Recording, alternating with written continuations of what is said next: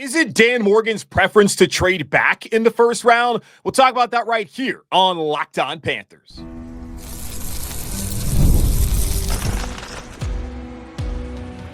You are Locked On Panthers, your daily Carolina Panthers podcast. Part of the Locked On Podcast Network, your team every day. Welcome into another edition of the Locked On Panthers podcast, a part of the Locked On Podcast Network. I'm your host, as always, Julian Council, talking Carolina Panthers with you every Monday, Tuesday, Wednesday, Thursday, and yes, of course, Friday, your team every day. That's our motto here on the Locked On Podcast Network. Thanks for watching the show right here on YouTube and listening wherever you listen to your favorite podcast. Be sure to follow me, Julian Council, over on Twitter and Blue Sky at Julian Council. Because tomorrow is Friday, the last Friday before the draft, and the last time for you to ask me weekly Friday mailbag questions about the 2025 NFL draft. And for you to do that, you either got to at me or DM me over on Twitter at Julian Council or at me over on Blue Sky, also at Julian Council. Today's episode is brought to you by Game Time. Download the Game Time app, create an account, and use code LOCKEDONNFL for $20 off your first purchase. 1 week from this day, it will be day one, night one of the 2025 NFL draft up in Green Bay, Wisconsin, and we'll finally get the answers to the questions that we have been discussing ad nauseum here on the show, whether it's been with Keith Sanchez of Locked On NFL Draft, or it's been with Joe Person yesterday on the show, or Trevor Sycamore. We've got a bunch of people on looking at every single angle, every position that Carolina potentially could take in next week. On Thursday, we at least get one answer to what they're going to do.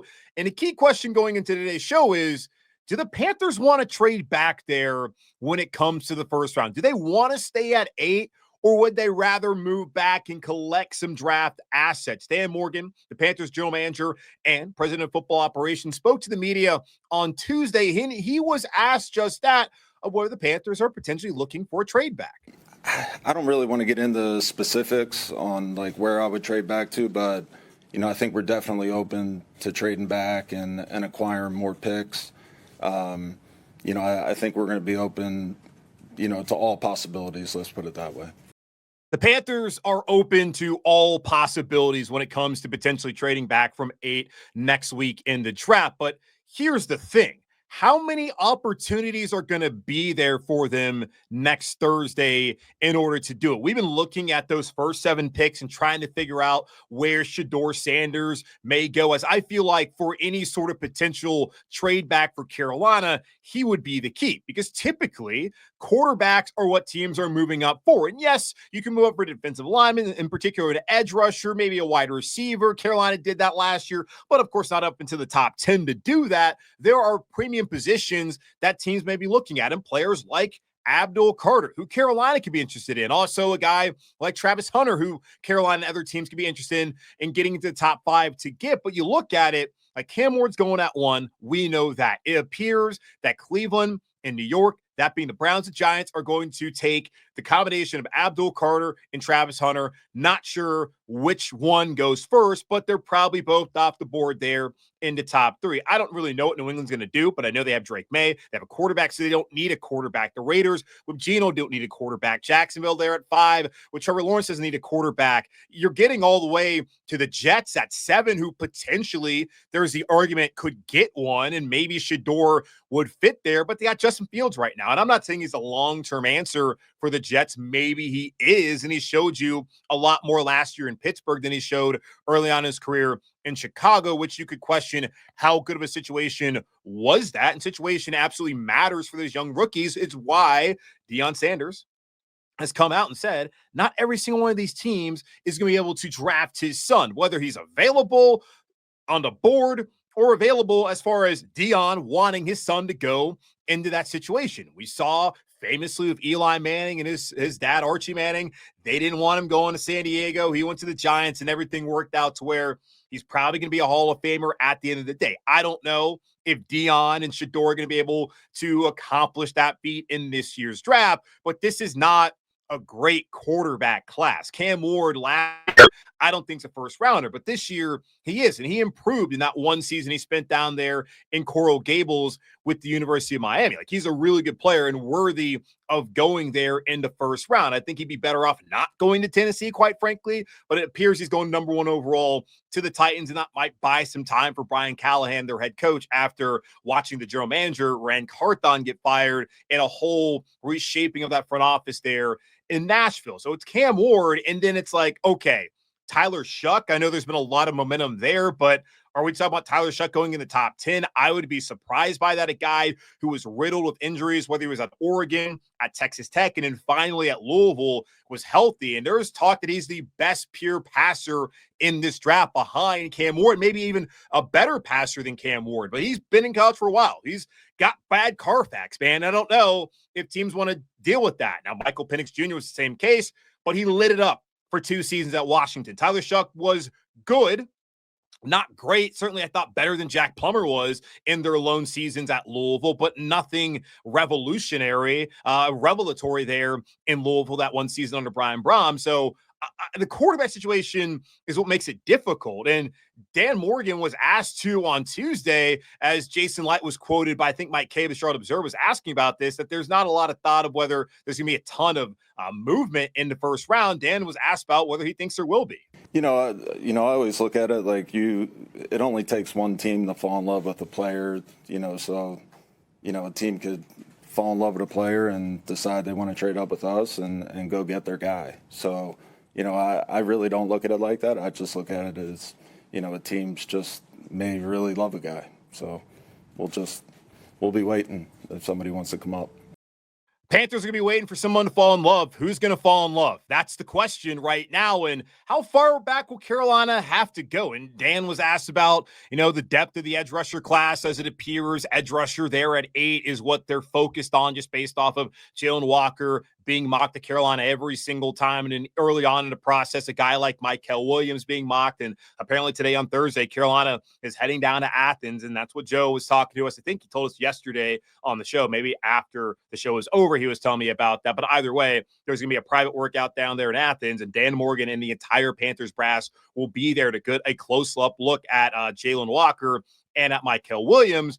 But if there's a team behind him like that falls in love with one of those guys, maybe that allows them to move back. But just how far back are they going to go? So I do wonder, when looking at it, is this the Panthers' preference to stay at 8 or to trade back? Because there's a possibility that guys that they like aren't still there on the board at 8, and that they also don't love the trade back scenarios to where potentially they are stuck. And Dan Morgan talked about potentially being stuck in what they do in that situation and whether trading back really is his preference. Yeah, listen, at number 8, if we get stuck there and we're not able to trade back, if we're not in love with the player there at number 8 and we can't trade back, then we're going to be ready for all different types of scenarios. So there's some really good players that we like.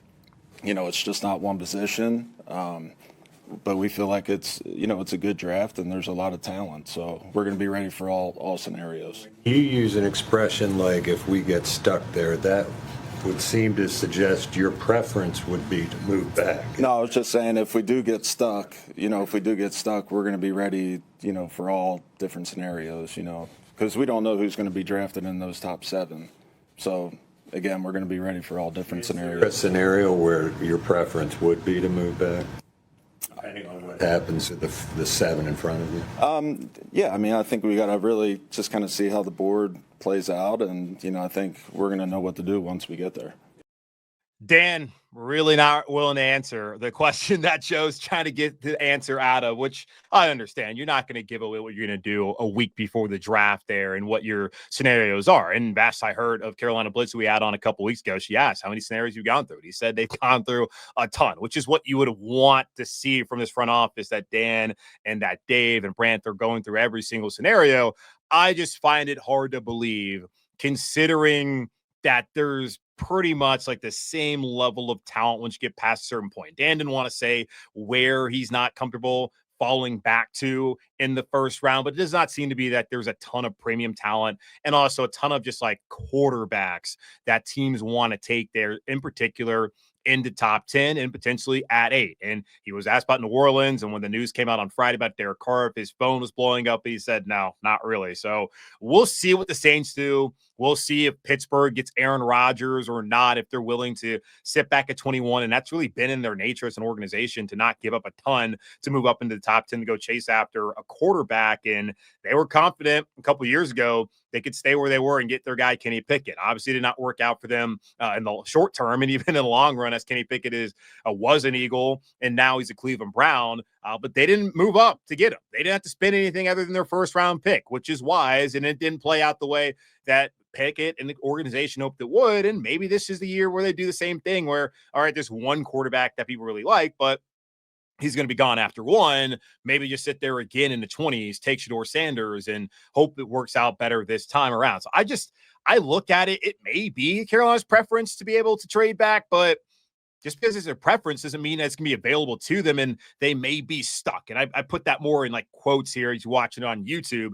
Quote, I don't know if we're really going to be in a bad situation there. I do think there's going to be a player that they like at 8. And just based off of all the mock drafts, all the intel, it appears that player is going to be Jalen Walker. So we'll see what happens next Thursday, but it does not appear to me, just based off of what's available right now, as far as just all the talk around the league, the scuttlebutt, that Carolina's going to have much of an opportunity to move back from 8 and they're going to be right there and in position in the top 10 and get someone who can hopefully come in and be a game changer for them in 2025 and beyond. What about Will Johnson?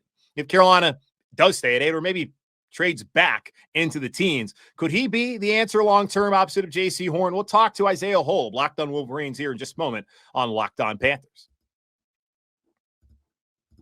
Imagine you're watching your favorite team live, feeling the energy of the crowd and witnessing unforgettable moments. There's nothing like experiencing a big game in person. Getting tickets shouldn't be stressful. That's where Game Time comes in, making it easier than ever to grab last-minute seats at unbeatable prices. Game Time Picks curation makes it easier to find better value for tickets to sports, concerts, theater, etc. With seat views before you buy, lowest price fees, and a lowest price guarantee, you can book with total confidence. Take guesswork out of buying tickets of Game Time. Download the Game Time app, create an account, and use code LOCKEDONNFL for $20 off your first purchase. That's LOCKEDONNFL for $20 off. Download Game Time today. Last minute tickets, lowest price guaranteed. All right, back here on Locked On Panthers, and as promised, Isaiah Holb, the host of Locked On Wolverines. Check him out over on YouTube and wherever you listen to your favorite podcast, and follow him over on Twitter, X, whatever you want to call it, at Isaiah Holb. Isaiah, welcome back to the show, man. How you doing? Doing good. Yeah, just prepping for both Michigan spring game and draft. It's kind of always a surreal time of year, and then before we know it, you'll be getting going with OTAs and stuff, whereas I'll be sitting there being like, what is there to do? It's the struggle for college hosts. I mean, I've talked to a couple of the SEC hosts. I'm like, all right, well, y'all got baseball. And I know Michigan has a baseball program with the Omaha a couple of years ago, but I don't know if Locked On Wolverines is all over that all the time, because I don't think the Big Ten's really focused on baseball. No one here cares. Like, even when they were in Omaha, it's like, oh, that's cool. I'll check it out. I'll see how they did, and then we'll check it out. It's like being back in 1992, right? Like, you just don't care unless it's like, oh, they won? Oh, cool. And that's why Eric Bakich went to Clemson. But we'll focus on football right now and focus on Will Johnson, who's a prospect that Carolina could be looking at there with the 8th overall pick, or potentially if they have a trade back scenario, they may be able to get him in the teens. Going into this past season, there was a ton of hype about Will, especially after the national title season. It was a key cog to that. And it just looks like from the outside, I mean, he was banged up throughout the season, missed some time. And now I'm kind of wondering, like, where is he at? So can you just give me a rundown of what happened with Will Johnson in this 2024 season that leads to this moment where we're a week away from him potentially going there in the first round?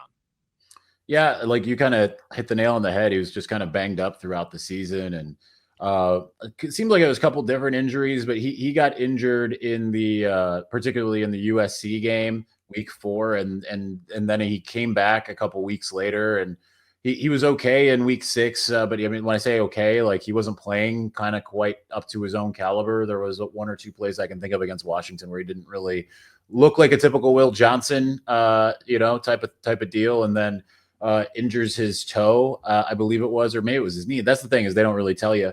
Has another injury in the following week against Illinois, or 2 weeks later against Illinois, leaves after the first half. Don't see him again for the rest of the year, thus ending his Michigan career in Champaign. Just kind of nagging injuries have really hurt him, as well as I think even just some of the style of play you saw early in the year, because there was like, you look at that first game against Fresno State, he was being hyper aggressive throughout the game, and because of that, he was giving up some uncharacteristic passes. But the problem, like, it was a problem, but he knew what he was seeing. He just was missing on those opportunities, and then it ended. The game not officially, but unofficially ended because that of which he was seeing and trying to bait actually current Michigan quarterback, but former Fresno State quarterback Mikey Keene. He was trying to bait him into these throws, and finally he ends it with a 90-yard pick six. So it's kind of funny because he did not have the type of season that you would have written up for him, especially coming back he had to come back. It was his junior year and everything.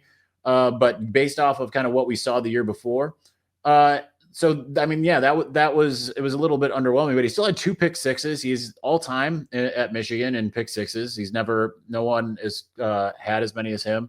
I believe it's just 3, but still, that's 3 in a career. And really, he only played for kind of a year and a half. Well, maybe 2 full years when you combine his freshman and junior seasons. Still played really, really good, right? Like that's kind of was the problem for Jair Hill for a lot of the year. It's like, oh, Will Johnson's over there. Well, I'm throwing over at this guy, and Jair was just kind of getting worked in, but certainly not that quite, not fully as dominant as you would have expected, kind of given what the anticipations were. But also just because you didn't see the field the whole year. Really, the only time we kind of saw him just unable to go for long stretches like he did, and Michigan certainly missed him as a result. But he's still just the same dominant player. He's got the length. He's got everything you want in a corner. People look at him and say that's basically a clone of Patrick Surtain, and say like, okay, well, you take the chance with the injuries, which lasted into like he didn't participate in the combine, didn't participate in Michigan's pro day, only had his own pro day here just a couple weeks ago. Yeah, I saw he had a workout on Monday, and there's been some mix. I don't know what the reporting you have off of that, because I know you do cover Michigan also for the SI website. And Todd McShay was out there saying that he was hearing like a 4.5, and even like a 4.6 as far as a 40. And I don't get too caught up in 40 times, and that's one of those draft fodder things. Did you get any insight on what that workout looked for Will Johnson on Monday? No, I didn't actually. I think that's the kind of unfortunate thing about being also at the same time as spring ball and not being at the same time as when we actually do get more intel at pro day, right? When they actually all do their things. So, you have to keep in mind, like, he's coming off of a mixture. I do know that like one thing was like a hamstring, another thing was a toe. It's going to take a little while for him to fully get back into the full football swing of it, right? Because it's been 6-7 months really kind of since he's actually like 7-8 months since he's really seen the field. So I wouldn't be too concerned, right? Because we've seen that he has the football speed. And I know that, there's a reason why he had long been thought of as being the top corner in the entire draft. I still would say that he is still that. I understand the allure behind Travis Hunter because he's a Heisman Trophy winner, the second primarily defensive guy. I get that since Charles Woodson. But I think that Will is more dominant when it comes to playing the cornerback position than anyone else in the country. It's just, you had 1 year where injuries kind of precluded him, but you can turn on the tape from the second half of his freshman year all the way through his sophomore year, and what little you did get to see out of him outside of a couple parts in week 1 and a couple parts in week 6, and say, he's still this absolutely dominant player that no one else can match. So I wouldn't really care that much about 40 times and all of that, because he's shown it on the field that he can run with. He didn't lock down Marvin Harrison in the regular season finale in 2023, but he held his own, right? Like, and that's an elite wide receiver at the college level. And to be able to do what he was able to do against him, like, you're going to have some win some, lose some. But he only played in one half of that game too, actually. But he held, did more than hold his own in that game. It was an epic battle. So you kind of look at things like that, or look at how he played against Penn State, and they had some more epic games for where you can turn the film on and say, all right, he did about what you would expect an elite corner to do. Last one here for you. I heard a lot of fodder about him, about zone coverage really being the best scheme for him to be in. Do you see him as primarily just being a zone corner? Do you think he can also be that man-to-man guys? Carolina in this scheme of Jero Vera, they're going to play primarily in that zone coverage. I mean, Michigan ran more zone when he was there, but no, I think he's probably more adept at man. That's like what they play in high school, especially playing in the Metro Detroit area. Like Detroit is known for like the high schools being like, we're all about man coverage, which is why Michigan became such a feeder from Cass Tech and King. And he's from Grosse Pointe South, different school, different system and everything like that. But no, he can play man. Absolutely. He's just got more adept at zone because what the systems he played under Jesse Minter and then Wink Martindale, they tend to have more zone going for them. I think Martindale played a little bit more man, which maybe is why there was some. So, you could see him trying to bait the quarterback and stuff like that. You did see more man this last year than you saw with Minter the years before. But I think that's what I'm saying here is actually the big benefit compared to some of these other defensive backs, right? Because you can look at like a Travis Hunter and you can say like, okay, well, he's a good college, great college cornerback, but he's playing in a college system. Whereas Will Johnson was playing in full style NFL systems, right? In the Wink Martindale system, imported from the Ravens to Michigan before, 3 years before Martindale even ended up in Ann Arbor. So he's got the full complement of the full NFL system. And I think that in and of itself should bode well because now he can play in a scheme that is like the highest caliber of scheme that you can do in college from a defensive side of the ball. But yeah, he can do both. That they cross train at all of that stuff. And he definitely comes from a high school that liked to run more man than it did anything. And the press man, and that's just where Detroit kids tend to just really excel, actually. Well, a guy who's banged up this past year, but talent is obviously there, and very interesting comments too, comparing him to Travis Hunter. But Will Johnson, potentially someone Carolina could take there at 8, or if in a trade back possibility, could be there in the early teens as well. He's Isaiah Hole, host of Locked On Wolverines. Again, check him out over on YouTube and wherever you listen to your favorite podcast, and over on Twitter/X at Isaiah Hole. Isaiah, appreciate your time today, man. Of course, my pleasure. All right, take a quick pause, come back here and talk more here on Locked On Panthers. As a small business owner, your work doesn't end when the clock hits 5. Your business is always on your mind, which means when it's time to hire, you need a partner that works just as hard as you do. That's where LinkedIn Jobs comes in. When you clock out, LinkedIn clocks in. LinkedIn makes it easy to post your job for free, share it with your network, and get qualified candidates all in one place. LinkedIn's new feature can help you write job descriptions and then quickly get your job in front of the right people with deep candidate insights. And here's a pro tip. Add the hashtag hiring frame to your profile picture to double your reach to qualified candidates. No wonder 72% of small businesses say LinkedIn helps them find quality hires. Post your job for free at linkedin.com/LockedOnNFL. That's linkedin.com/LockedOnNFL to post your job for free. Terms and conditions apply. Thanks again to Isaiah Hole, the host of Locked On Wolverines, for the insight there on Will Johnson. And this is why I go reach out to these college guys, because they sit there and they follow these guys from their high school careers, as Isaiah has, all the way throughout their college careers. And like, I'm a big college guy, love it, but I can't sit there and focus all my attention on what's going on at Michigan and at Penn State and at Oregon, some of the other college host programs that we've talked to over the last couple of weeks here on the show leading up to the draft. So the insight about Will Johnson, where everything you're going to read and hear from people who obviously know this process well as far as the draft and have watched his film, all the talk is about him playing in his own scheme. And then here in Carolina, like, they primarily play that in the scheme that Ejiro Evero has mixed with Vic Fangio and Dom Capers. Dom Capers is still here in Carolina as a senior defensive assistant. So they're going to play primarily of his own scheme. And I do look at Mike Jackson coming back. That's a great thing for Carolina. I do think they need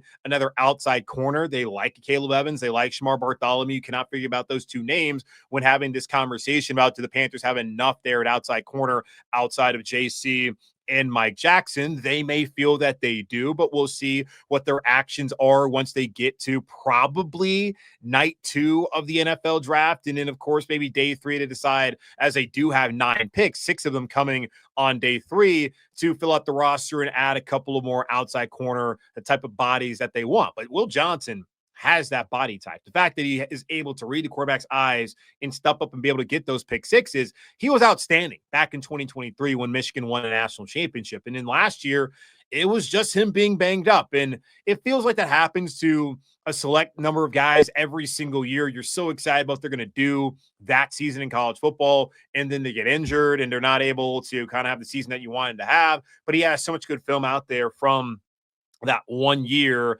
in 2023, and even the tail end of his freshman season in 2022, as Isaiah mentioned, just on that last conversation that we had with him. So Will Johnson, I would be interested in taking him if I'm Carolina, and just I've covered the team. I would be interested in them taking him if they want to get him at 8, maybe even waiting if they trade back, which again, we talked about that beginning of the show.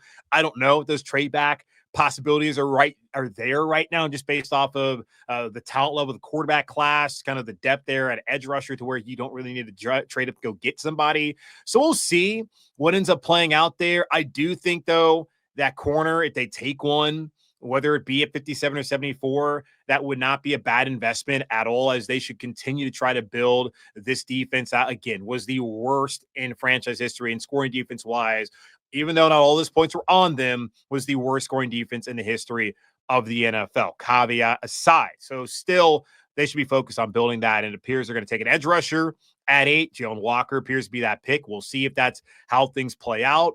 And they could, at 57, take a corner, or at 74 decide to do that. There's some other positions that we've talked about here over the last month or so that also could make sense on day 2, could make sense right there, round 1 at 8, or if they trade back. I think Will Johnson is absolutely a talent that with him and with JC over the next couple of years and beyond, like that could be a really enticing cornerback duo in Carolina, and maybe possibly one of the best down the road, especially if he's going to be a Pat Surtain type a player. They get another Pat Surtain and then already have JC Horn on the roster. Yeah, no fly zone in Carolina when it comes to those cornerbacks, if that is how things play out here next Thursday and Friday evening up in Green Bay. But that's going to wrap up this edition of the Locked On Panthers podcast for our Locked On Podcast Network, hosted by yours truly, Julian Council. Again, y'all subscribe or follow the show for free over on YouTube or wherever you listen to your favorite podcast. And be sure to follow me, Julian Council, over on Twitter and Blue Sky at Julian Council, because I'm back tomorrow answering your weekly Friday mailbag questions. The last time before the draft to get those questions in, so either at me or DM me over on Twitter at Julian Council, or at me over on Blue Sky to get those questions in for tomorrow's show. In the meantime, be safe, be happy, be whole. As always, keep pounding, and I'll talk to y'all on Friday.